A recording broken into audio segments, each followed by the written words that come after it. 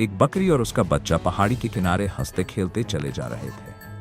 बच्चे ने अपनी बकरी माँ से प्यार से नाराजगी जताई और एक छोटी सी पहाड़ी की तरफ खड़ा हो गया। अचानक रस्सी टूट गई और वह पहाड़ी से नीचे जा गिरा।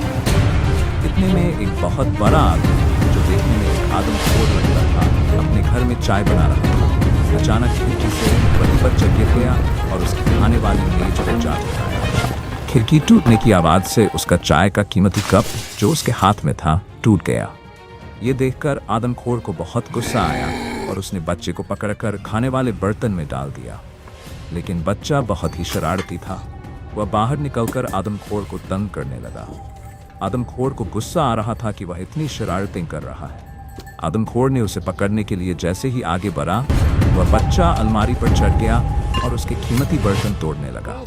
लेकिन वह बकरी का बच्चा उसके हाथ नहीं आ रहा था। इतने में वह बच्चा उसके सबसे कीमती बर्तन जो छिपा कर रखे थे पर चढ़ गया और नीचे गिरा दिया। ये देखकर आदमखोर बहुत गुस्सा हुआ, लेकिन वह बकरी के बच्चे को पकड़ने की बजाय रोने वाला मुंह बनाकर बैठ गया।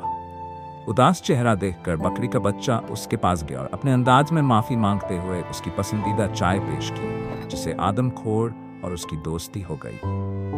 इतने में बच्चे की माँ उसे ढूंढती हुई आदमखोर के घर पहुंची, लेकिन जैसे ही वह उन दोनों को देखती है तो हैरान हो जाती है कि उनकी दोस्ती कैसे हो गई। लेकिन बकरी का बच्चा अपनी जुबान में अपनी माँ को सब बताता है। उसकी माँ सारा किस्सा समझ जाती है। जैसे ही वह वहां से बाहर आते हैं, आदमखोर का घर भी गिर जाता है, तबाह हो जाता है। अचानक से ये सब कुछ हो जाता है, लेकिन ये सब देखकर बकरी की माँ को एहसास होता है कि यह भी हमारी तरह बेघर है।